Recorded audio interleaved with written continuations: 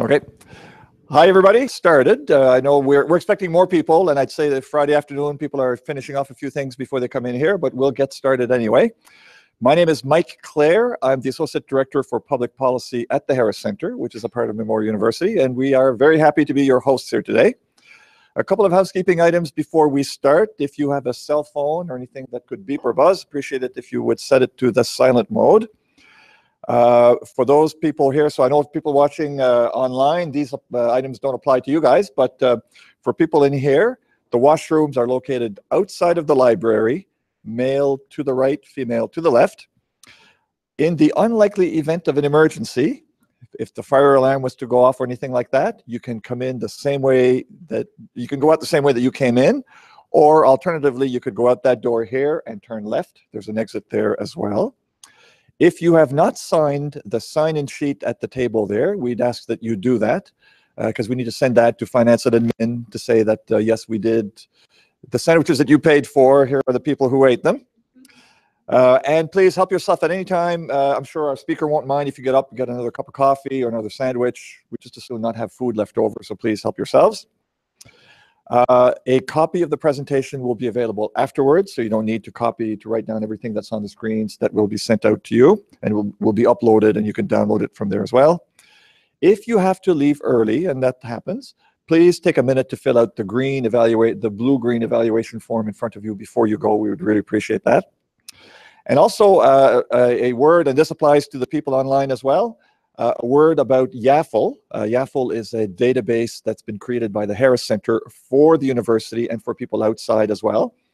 So we know that innovation and development is a contact sport. So we need to meet with different people, etc. And YAFL is a great way of doing that online.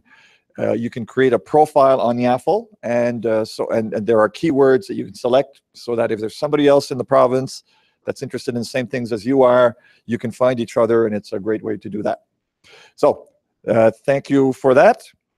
Welcome to our Synergy session, where we are going to talk about innovation, but from the perspective of how we can harness the education system, both the K-12 system and the post-secondary education system, to be a more innovative society. So we know that we have to diversify our economy. Yes, we got oil and gas, yes, we got mining, and yes, we got fishery, but more and more those sectors are becoming more capital intensive, and while they will keep going on and still generating money for the province, they will be employing fewer and fewer people. So what are the rest of us going to do? How are we going to diversify our economy and provide jobs? So we need to be innovative. So we need to evolve with the times and learn more and participate in some of the activities that take place in other places like biotechnology or ICT, etc. So that's what we're going to talk about today. Our speaker today, a couple of things that, again, housekeeping, which involves both people here and people online. We're going to have a presentation of about 40 minutes, 45 minutes, okay? And the rest of the time will be given over for the discussion session with you guys. If you are here with me in the room, just raise your hand. I will get this microphone over to you. Without this, the people online will not be able to hear your brilliant question or comment. So please use this. If you are online, there is an email address. And John, it doesn't appear on the screen, does it? Okay. So the email address is Harris Center, all one word. And the center is spelled in the British fashion, T-R-E, not the American fashion, T-E-R, harriscenter@mun.ca. So if you have a question or comment, you can write it in, and either John or Justin or Jennifer will read it out for us. Let's see what else I've got here. We will archive the video of the presentation afterwards. It will be put up on the Harris Center's website. We do not, however, archive the Q&A session. So you can say whatever you want. If you want to criticize your boss, you can do that. That's not going to be archived afterwards. And probably by next week, it will be uploaded. And also, as I mentioned, Ryan has allowed us to distribute his PowerPoint presentation afterward. We're going to finish at 1:30 Newfoundland time. We know you have other things to do. And it's now my pleasure to introduce our guest speaker. Ryan Murphy is a PhD candidate in management, information systems at Memorial University, and the Student Leadership Development Coordinator at Memorial's Student Experience Office. He graduated with a Master of Design from OCAD University, Ontario College of Art and Design University, their strategic foresight and innovation program that I am familiar with, and I think it's fantastic. And so it says a lot about Ryan. And he holds a Bachelor of Science in Psychology and Computer Science in terms of software engineering from Memorial. He works at the intersection of technology, psychology, design, and the application of those disciplines to education and learning, having spent the past decade working in youth innovation and leadership development. So I think you'll agree with me that we have a great presenter here today. And so without further ado, Ryan, you have a lapel mic, I think? You do? Okay. So without further ado, please welcome Ryan Murphy. Thanks, Ben. Thanks, everyone. I'm going to begin, perhaps, with a few disclaimers, like any good presentation should, I think. One is that I will be moving over to the laptop once in a while because I'm driving some visualizations that can't, unfortunately, work on Keynote. There's some pretty fun things, but I'll be moving over there to drive those. Otherwise, I'll be walking around like this. I'd like to acknowledge the territory in which we gather as the ancestral homelands of the Beothuk and the Mi'kmaq. And this work was funded by SSHRC, the Social Sciences and Humanities Research Council. So just letting you know. And I'm really very proud to say that it was acknowledged as the academic medal winner for my graduating class at the Strategic Foresight Innovation Program. It's an intense work. There's a book up here. I'm not selling it to you, but it's just a print version of the major research project, not technically a thesis. But if you wanted to borrow one and give it back to me at some later date, you could. It's also all available online, the document is. So if you want to dive in on any of this, I can give you links later. They're pretty easy. And I think that's about it for disclaimers. Yeah, let's get started, shall we? So we've been talking at the Harris Center, or in these synergy sessions over the past little while, over the past month or so, on a bunch of different innovation-related topics. And so I'm trying to situate this presentation within those presentations. The first we heard from the Conference Board of Canada, and that was kind of on provincial policy and even federal policy.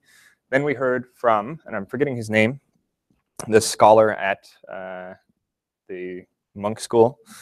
We heard from a scholar at the Monk School, Peter Warrian. And Peter talked about Memorial's role in the innovation ecosystem of the province, the post-secondary level. I'm not going to talk about organizations. I think it might be a valuable thing to talk about, and I think it is kind of in between post-secondary and what I'm going to talk about, because I'm going to talk about you. I'm going to talk about the personal innovator, the person driving forward the innovation.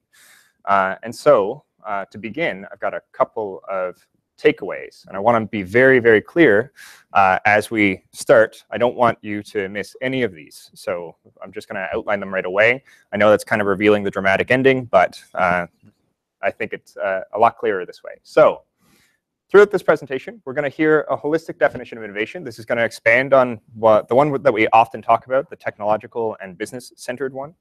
We're going to talk about how that holistic definition involves a bunch of different types and how they integrate into one another. We're going to see some different orientations towards that holistic definition, and I'll explain what that means in a bit. I'm going to show you an innovation process that I think encapsulates all of those things and goes a bit beyond the traditional ones we're used to, TRL and Linklater's chain model and a bunch of others. And then the key. So all of that's going to be pretty quick because we're going to talk a little bit about innovation skills and what exactly skills you need to follow through that process and to practice those innovation orientations and so on and so forth. And then as we start to change gears, I did a little bit of analysis on Newfoundland and Labrador and where we might see some gaps in those skills. You're going to learn a little bit of systems thinking, because the final thing is I use some systems thinking work to identify opportunities for reform and where we can start making changes in the education system. So it is a dense presentation. I'm going to move quickly. Anytime you have questions for clarification, by all means, put up your hands. But if you have a discussion point, I think it's best to leave that for the end, because we can have a richer discussion at the end than in the middle. So there's a few lessons, also in the spirit of making everything clear, not having any dramatic reveals. I've got a few recommendations, a few lessons. The first is that we can improve what we don't define. We use a variety of different definitions of innovation when we're talking, depending on the perspective that we take on. And those different definitions, I think, prevent us from having a really clear discussion about what we can do to improve innovation in the province or in the world. And so we can't improve what we don't really clearly define, is the first recommendation. We need to find a better way to make sure we're on the same ground. There isn't I think overemphasis on entrepreneurship and research and development processes as innovation. They are definitely linked. They're really integral to one another, but innovation is a whole lot more than that and can mean a whole lot more than that. So that's linked to that definition piece. And there's a common thread that to make innovators, we need to graduate PhDs. But I argue that there's not necessarily a direct link between the PhDs we graduate and the innovation skills we need to practice innovation. Co-opetition is needed between advocates of reform. So if you're pushing education reform, we need to agree on what we're trying to reform. There's a number of different actors out there who want a number of different things to happen in the education system. And as I'll show you, those can actually really crucially conflict with one another and cause a lot of problems for the overall reform movement. Number 4, I do think that we need to mandate, incentivize, and facilitate innovation education at all levels. I think there are specific skills that we can teach, and I don't think we do a deliberate job of doing that right now, but that it shouldn't be difficult to introduce it in a lot of different places. And then finally, that all of this is actually an access and equity issue. And the reason for that is because we're not currently deliberately teaching those innovation skills, which means that the people who develop them are the people who are going to be lucky or privileged enough to encounter the kinds of experiences that teach those innovation skills. And that means the innovations we're getting will be non-inclusive and sometimes a term I call misinnovation. I'll talk about that. So those are the 5 big giveaways. If you leave right now, you'll still be fine. But I wanted to make clear, and we'll revisit them at the end and hopefully have some discussion about them. Oh, and then finally, there's 2. I added 2 little arrows there just because if I predicted every lesson we could all have, including myself, then it would be pretty boring.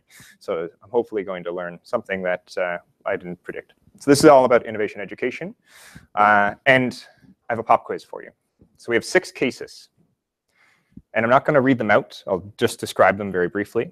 The first one up here on the left is the invention of the light bulb. The second one is a corner store owner who adapts their schedule of their workers as the area gets busier, depending on what's happening in the neighborhood. The third one is a designer who builds an online app that helps therapists connect blocks of time that they don't currently have filled with online clients. The fourth is a manager who simply finds new ways of running their agendas so that they have more productive meetings. The fifth is a facilitator who decides to launch an events-based business instead of a facilitation-based business because it's easier to reach their markets. And the sixth case is a political activist who records a politician's corruption and turns it into a ringtone. Most of these are actually real examples. It's only the corner store one that I kind of made up. The activism one's actually pretty funny. It happened in the Philippines, and it became a viral ringtone, and that leader was ousted. So the question is of the following case studies, which of them are what we talk about when we talk about innovation? And I think the truth is, so you can answer this in your own heads, we can talk about it later, but I think the truth is that the upper left one is really what we mostly talk about when we talk about innovation. But I think it's inarguable that the rest of them also provide an incredible amount of value to the world. And so one of the things that this whole project gets towards is that these are important. They generate a lot of value. They don't necessarily generate the world-changing value that the invention of the light bulb does. But as we'll see, they're also required in the creation of that world-changing innovation. Clear so far? Okay. So this project involved 3 inquiries. The first one is, what exactly is the nature of innovation? How do we define it holistically across many different perspectives and geographies? And so to answer this question, I did a literature survey and created primary data from that survey. I took 45 documents from across a bunch of different contexts, groups like the World Economic Forum, national strategies and national reports on innovation, provincial strategies and provincial reports, theorists from scholarly literature, and then other perspectives like think tanks and people who had really definitive opinions. One of the interesting anecdotes about the international context is that Charles Schwab of the World Economic Forum, in the foreword to the most recent report, or maybe it was last year's, said that there's no more developing nations. There's no more developing and developed nations.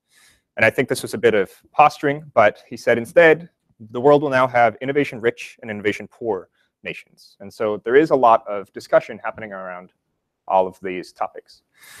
My question was, what are the commonalities and differences between these different perspectives? And so as I looked at the literature from these different contexts, I basically coded it. I was looking to ask each of those documents, what are the questions, or how are those documents answering 4 different questions? And those questions were, what is innovation?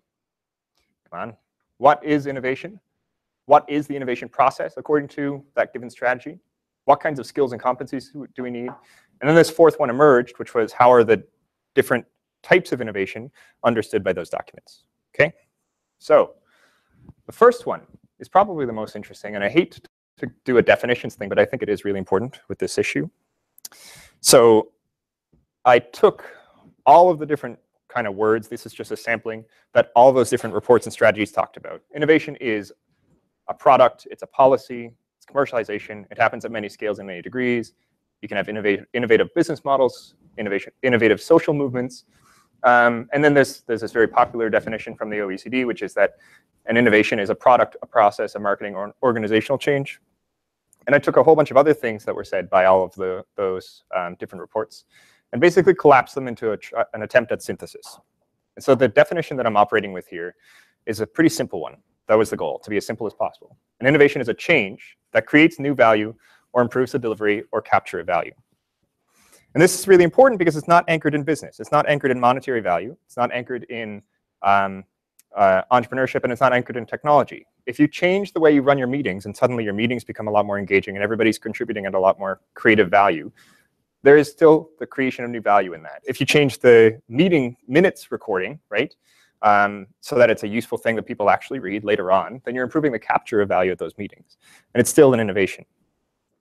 Next, innovation exists in many forms. And so we have examples of innovation that exists from products to social movements, from new to you to new to the world, and in many degrees from radical to incremental. And this last point is important. The success of one innovation often requires the success of many others in parallel. And so, for example, we've had the internet for a long time. We've had the technology we needed to build something like Airbnb for a long time.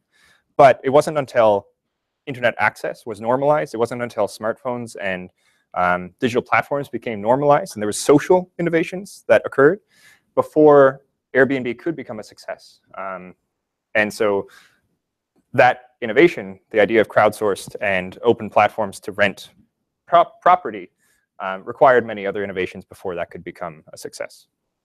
And then finally, innovation often results in new knowledge, relationships, and spin-off innovations.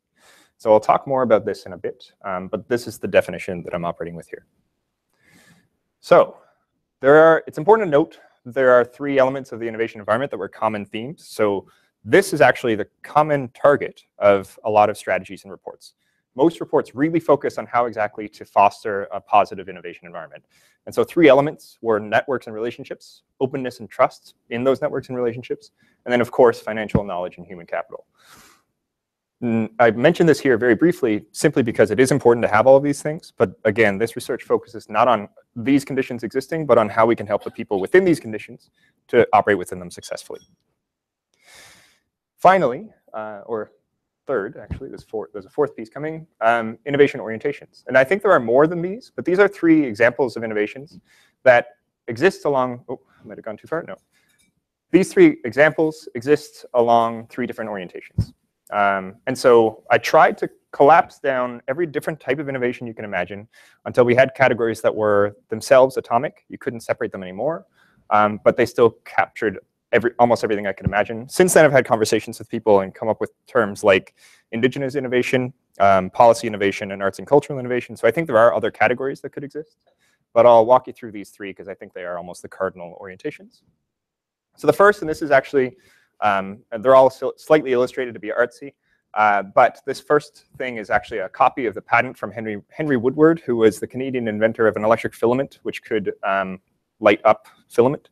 And this patent in 1878, I think it is, was actually purchased by Thomas Edison a few years before Thomas Edison launched the light bulb.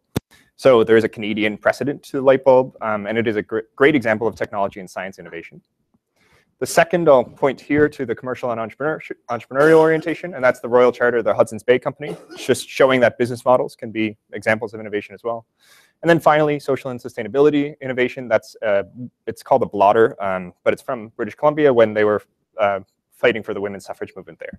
So simply advocating for the women's right to vote. So those are three examples of innovation orientations, and we'll explore more about why these are important in a bit. So yeah, so there's one more piece before we switch to skills, and this is the first of the exciting visualizations that I wanted to share with you. So we are going to talk about the innovation process. This is the common model from the OECD that starts with the sourcing and selection of ideas, moves to the development of ideas, tests, stabilizes and commercializes those, and then implements and diffuses those ideas. So the idea is that the technological model, that the idea that innovation is a technology, product, process, marketing, or organizational innovation follows this process, is the OECD's. I looked at this model and a couple of others. I'm going to tap right. Hopefully this works. I'm going to skip through them. What we get when we look at all of the different models that exist, this bottom one is for social innovations and starts with prompts and ends with systemic change, which expands a bit beyond the OECD one. And then Chris Evelines did a big meta review of all sorts of innovation scholarship and talked about how innovation actually ends with learning, which is pretty interesting. They all contain something different from one another. And I was frustrated with that. I don't think we should have separate innovation processes that do different things. So I tried to collapse that down to a universal model that can actually be intersected with those orientations and the definition that we talked about before. So this is the model that I propose. And it starts with, it features 3 phases. I'm not going to go into detail too much. But the first phase is purpose or problem. And one of the unique contributions to this process is that it starts with a problem most of the time. And we need to practice skills, and I'll get to this in a bit, but we need to practice skills that help us recognize when we have to deal with a problem, when we find an important problem and it's worth solving. A lot of the other models that I just talked about starts with the idea, but before you have an idea, you need to have something to solve. Another thing that this model does is it adds those 2 pieces of systemic change from social innovation and learning from Chris Evelines' model. Systemic change is really important because it explains how inventions like the light bulb have echoing effects, right? And how those echoing effects are really important. And a good innovator might be able to predict those and build upon it because they'll be earlier to accessing that innovation. And then learning is really important because you can learn both about the domain in which you're working. So if you're talking with the light bulb, you're becoming a better electrical engineer. You're able to take what you've learned from the creation of the light bulb and reinvest it back. But you're also learning about the innovation process. And so as you become a better innovator through practicing this process, you should hopefully be able to apply the skills you learn back to other approaches. All this making sense so far? I have a lot more to go through. I apologize. One other thing I'll show you is that you can splice this up by focusing on those different orientations that I showed you before. So I argue that in the technology and science orientation, the most important pieces are these: the search for prompts, and then the generation and search for ideas or other patents, the development and prototyping of a given option, and then what you learn from it. That's not to say the other pieces are not important, but that these are the most important. And you can do that with the other pieces as well. And again, all of this is online and you can play with it there. So I'm going to switch back to the presentation. So a couple of takeaways from that little discussion. Innovation is fractal. And so that means that when you have one innovation, it splits off and creates more and more. Innovation can be systemic, which means that sometimes you need different innovations to fit properly before you can have something come to fruition successfully. And then finally, I shouldn't really have these bubbles here because innovation is also indiscrete and continuous. It's not like you work on one project and then all of a sudden that's done and you go work on the next innovation. It happens all at once. It happens continuously with your whole team. Okay. So, right, and I have a few other notes. And those are this term that I mentioned before, misinnovation.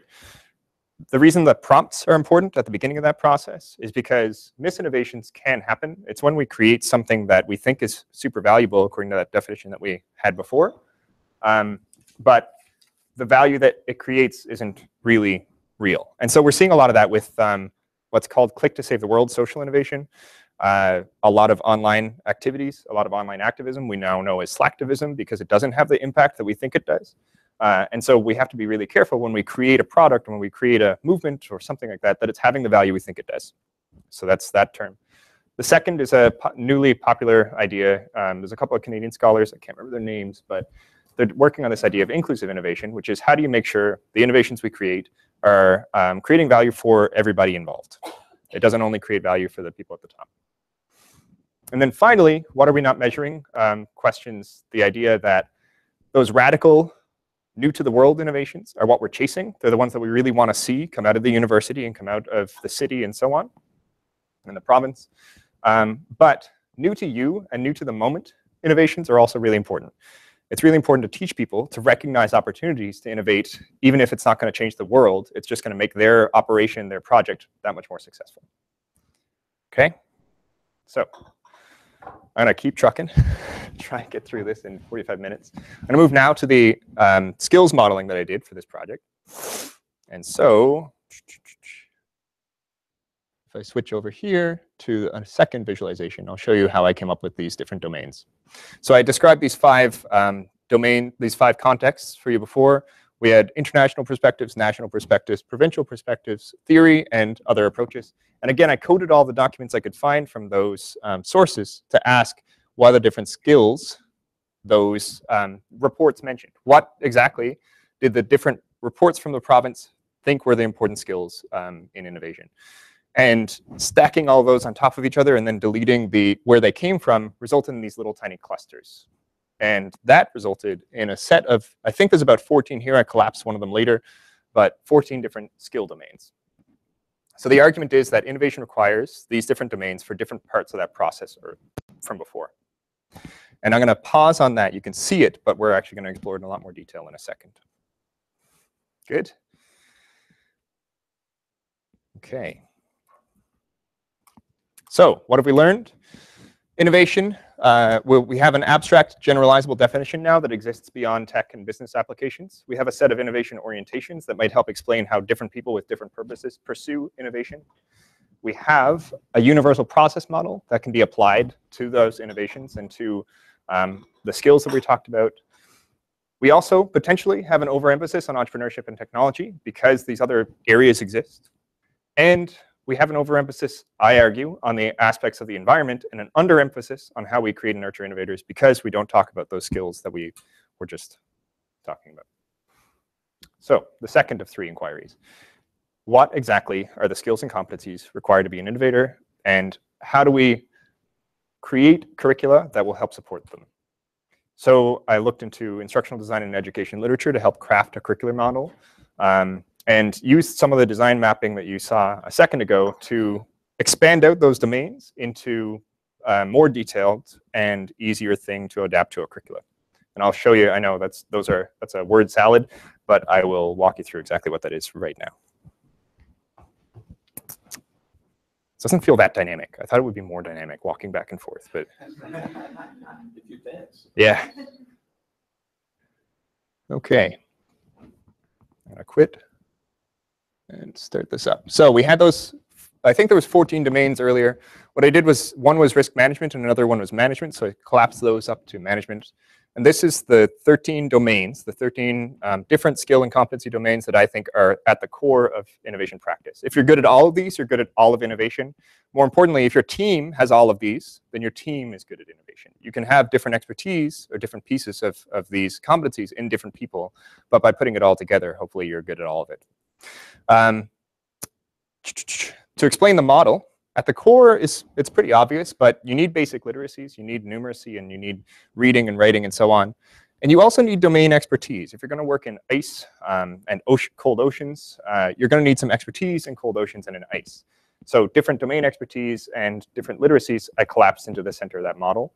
What I was interested in is the ring around this that I think are the skills required in every innovation domain or in every application, in every process that you follow to achieve an innovation, no matter what the context of that innovation is, the orientation, or whatever.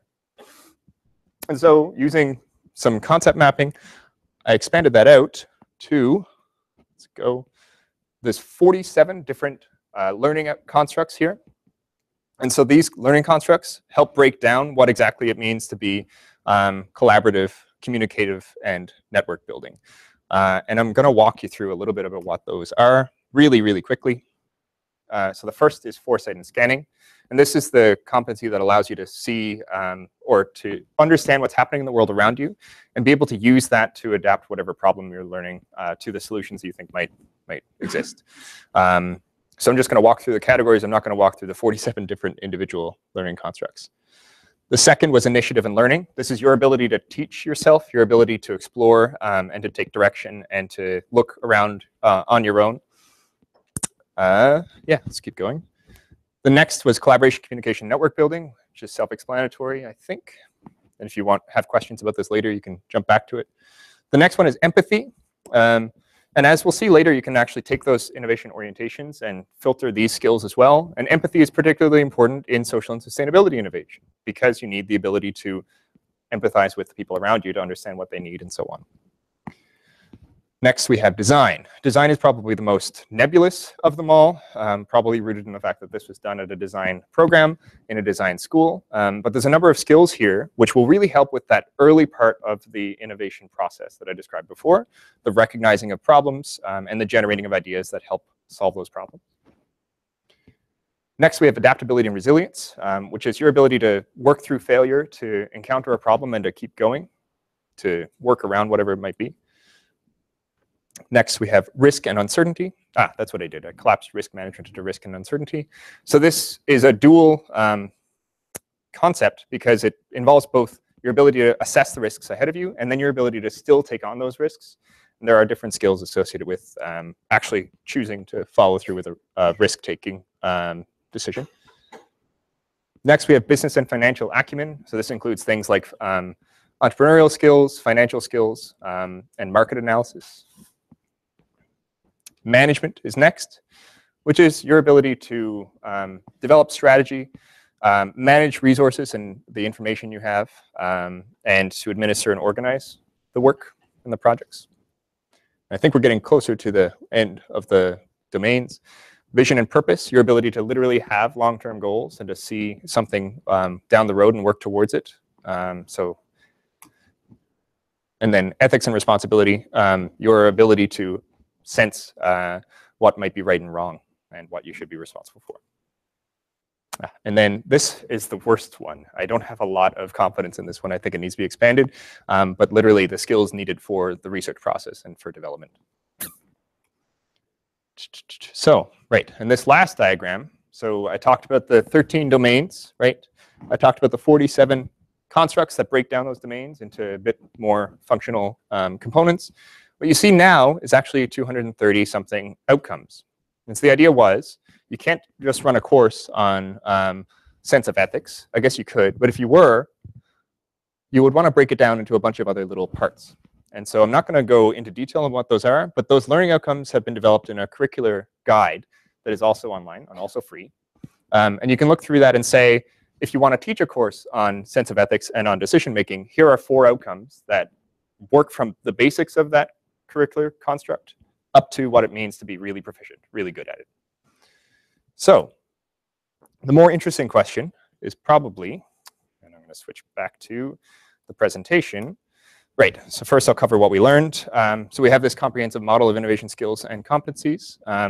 And as the process model could be filtered according to those orientations, that big nebulous diagram can also be filtered. So you can actually turn on the filter for social innovation and see the skills that I argue are the most important for that one. We can play with that later. And so we've developed a comprehensive model for innovation skills and competencies and a set of curricular outcomes that can be used for innovation education. Finally, and probably the most important question for right now, how does Newfoundland and Labrador currently offer innovation education across the entire public education system? And what do we do to improve innovation education in the province? So to answer this one, I process modeled what exactly it looks like to be a student in the province. So where do students do what? And I had big ambitions for this. I'll explain that in a second. But then I looked at curricular guides and prescribed learning outcomes for those different components of the province and coded those to see which of those fit the different skills that we have. So the idea was, you want to introduce more innovation into the province. Where do students maybe learn that?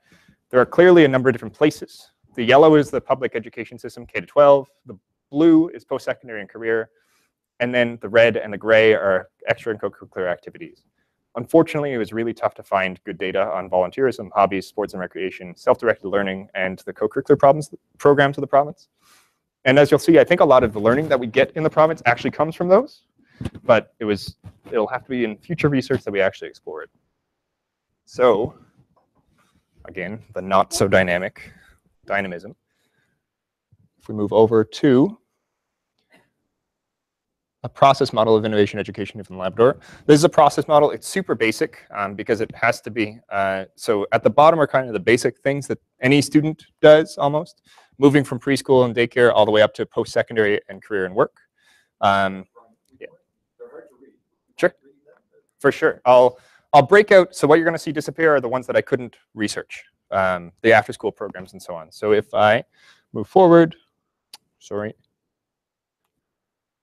These are the four that I actually could focus on. So we have primary school, elementary school, intermediate, secondary, and then university programs and college, right? And what I did was look for the public curricular guides on the government website and the university and college websites to outline the kinds of different outcomes and courses that are offered at each of these. So in primary school, for example, we learn foundational language skills, literal interpretations of texts, motor skill development, not necessarily that useful to the innovation domains that I've outlined, but useful to those basic literacies that I said were critical. For another example, at the high school level, it gets really complicated. These are the curricular outcomes that are attached to each of these different courses. So the red is courses, the black is learning outcomes. Doesn't look that useful yet, but if we filter it according to the different skills that we're looking for, this is the list of 13 domains. And if we click on foresight and scanning, for instance, it filters down the only two things that could be contributed or could be attributed directly to foresight and scanning skills. And so actually, the unfortunate thing is that if you move out and look at the whole system, those are the only two outcomes in the entire system that are curricularly prescribed to teach foresight and scanning skills. The same thing is true for vision and purpose and for adaptability and resilience. There's only a couple of places in the entire system where those things are deliberately taught. I'll talk more about that in a second. One qualifier, one contingent, I guess, is that it was really difficult to study the university. There are a lot of different programs here, and they all teach very different things. So instead, I looked at the Teaching and Learning Framework's key learning outcomes. That's what's up here. There are lots of things taught, for example, about, let's see, management. So there's different outcomes in high school, and those, I won't read out exactly what they are. Again, this is all online. We can explore it in detail if we want. But there's a few indicators that we teach management in the province, but not a lot of indicators that we teach those other three that I talked about. So, switching back. So, sorry, catching up with myself. I went back too far. I apologize.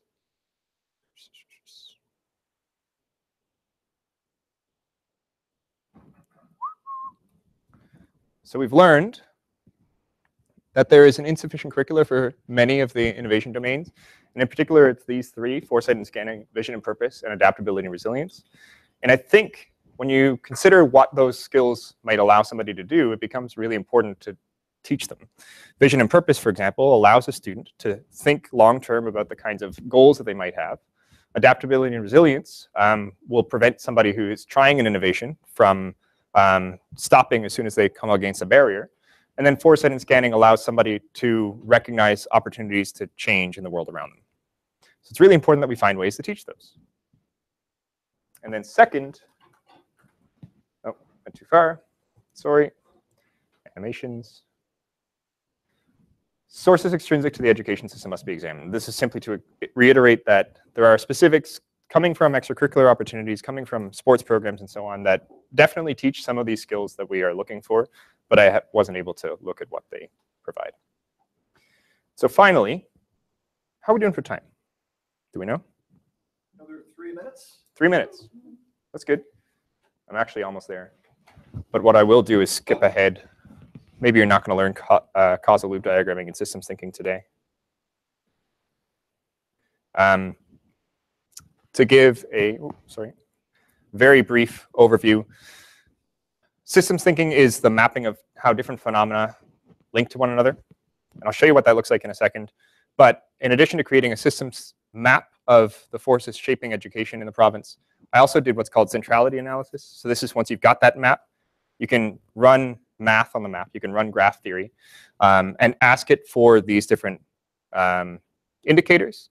And so the result I'll talk about later is which of the phenomena in the province can we easily reach? Which of them can we negotiate with and push in order to create change in the system? Which of those forces are the most influential? Which of them will get us stuck? And if you combine influence and accessibility, which of them are leverage points? Which of those forces can we really push to make happen, to make education change happen? And so, to switch back over to Chrome, or Safari, sorry. I'll show you the big map, and then I'll show you the results of that analysis without walking through too much of it. Sorry, that's the wrong one. So this is a systems map. Here we have a bunch of different forces that influence one another and how they link together. For example, if we dive into one of the loops, the low definition loop describes how a lack of innovation education leads to a gap in innovation capacity. A gap in capacity reduces the definition we have because we don't work with innovation enough to define it. This isn't we as in Newfoundland, it is a we as in general. The lack of definition reduces our definition of the various skills we need to practice innovation. The lack of emphasis on those skills reduces our interest in having innovation education, and so it loops around. Does this make sense? It's a reinforcing loop. It means that the worse this gets, the worse this gets. So in general, I looked at this whole map, which features things like we teach what we know, where an absence of innovation-trained educators, we don't have educators right now who are trained to teach on innovation, leads to a gap in innovation education. This is kind of intuitive. There is a new economy loop, which actually gets to some of the things that I think Mike mentioned very early on, which is that we're currently fairly resource dependent, and when we get economic shock because of that resource dependency, if the price of oil drops, suddenly we're really interested in all this stuff on innovation and on innovation capacity. Another one is how the more the world becomes interested in innovation and the knowledge economy, the more we are going to be interested in these education pressures, in changing the education system to fit that.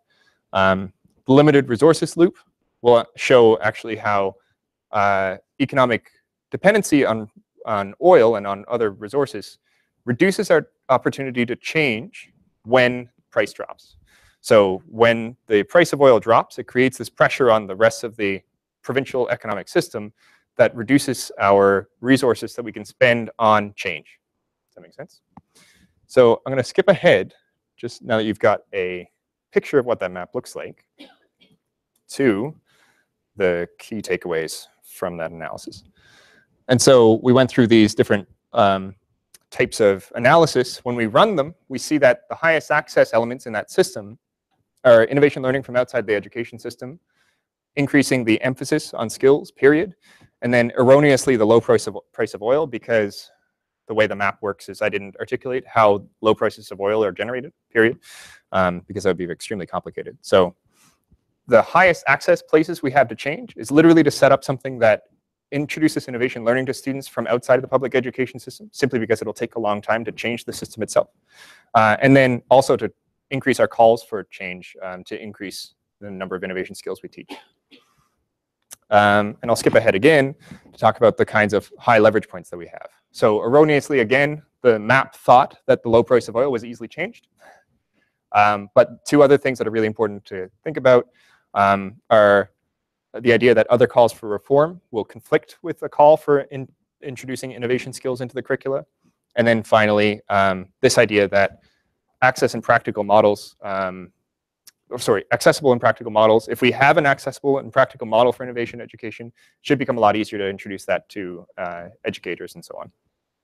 So I think I'm going to skip ahead to those final recommendations because we are running out of time. Does that make sense? Sorry.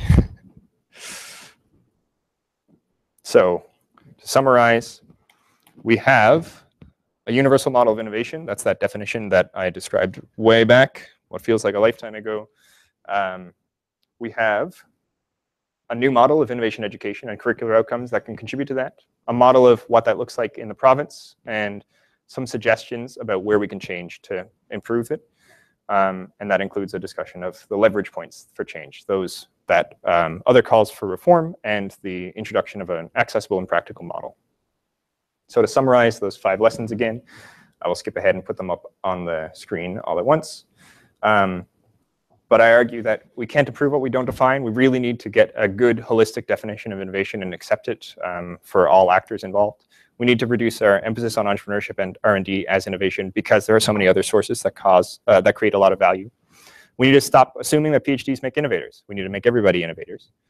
We need to make sure that we're aligned on our asks of the education system so that our different asks don't conflict. We need to provide innovation education at all levels. And we need to keep in mind that this is an access and equity issue because otherwise we won't get innovations that are inclusive. So I'm going to leave it there, I think. Thank you for your time.